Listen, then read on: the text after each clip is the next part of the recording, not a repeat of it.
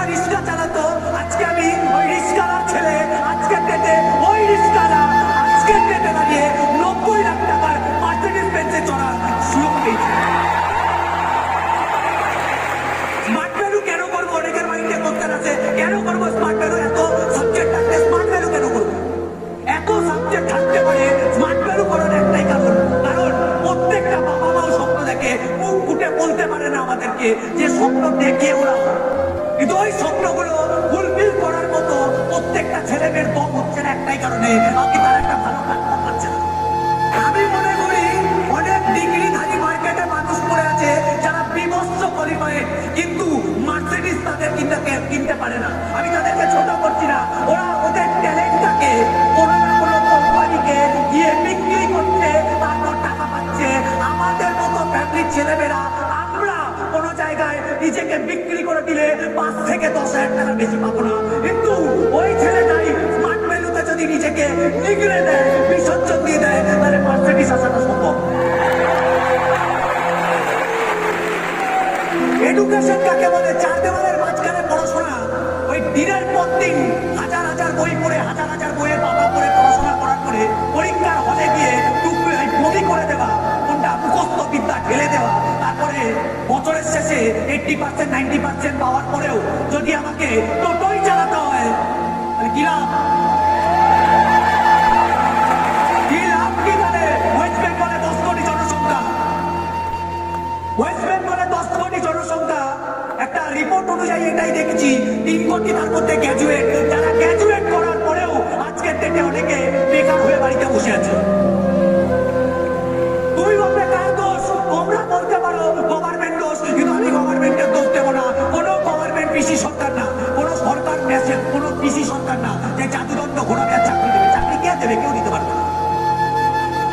তুমি যদি বলো দাদা তোমার টার্গেট কি? আমার একটাই টার্গেট, আগামী 5 বছরের মধ্যে এই হল থেকে আমি নেতাজি ইন্ডোরের বাইরে আমার শুধু মার্সিডিজ আমি দেখতে চাই না, হাজার হাজার মার্সিডিজ যাতে বাইরে দাঁড়িয়ে থাকে, এটাই আমার স্বপ্ন,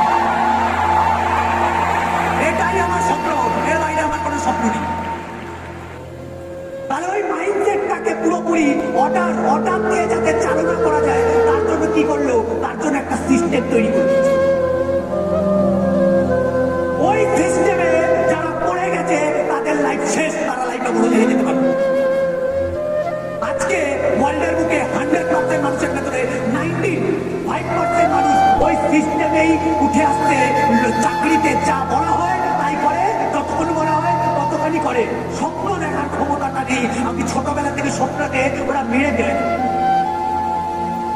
5% মানুষ যারা নিজের ওই সিস্টেমটাকে বেরাতে পেরেছে, কে? যেরকম আম্বানি, ধীরুভাই আম্বানি। ধীরুভাই আম্বানি যখন একটা পেট্রোল পাম্পের টেন্ডার ছিল, পেট্রোল পাম্পের টেন্ডার, ভাবলো কি আমি একদিন ওকে একটা প্রমোশন লেটার দিচ্ছে ওর কোম্পানির ম্যানেজার। ও কি করলো? প্রমোশনের লেটার পেয়ে খুশি হলো। নর্মাল লোক হলে কি হতো? খুশি হতো। ওটাকে দেখার পরে জিজ্ঞাসা করলো আমার প্রমোশন কেন হয়েছে?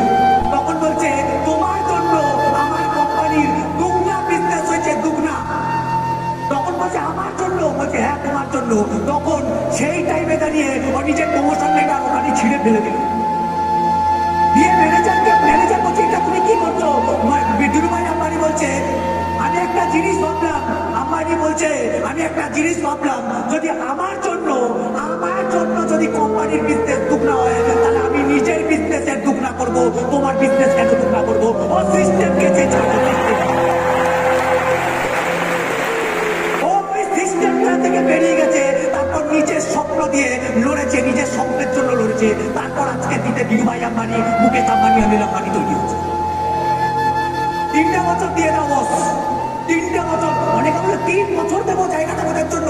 100% তুমি কলেজ করার জন্য 15 বছর দিয়েছো, এখন হয়তো পড়াশোনা কিছু বোঝোনি। তার থেকে আমার মনে হয় স্মার্ট ভ্যালুতে 3টে বছর দিয়ে দাও, নিজেকে চিনতে পারবে, নিজের ভেতরে শক্তিকে চিনতে পারবে।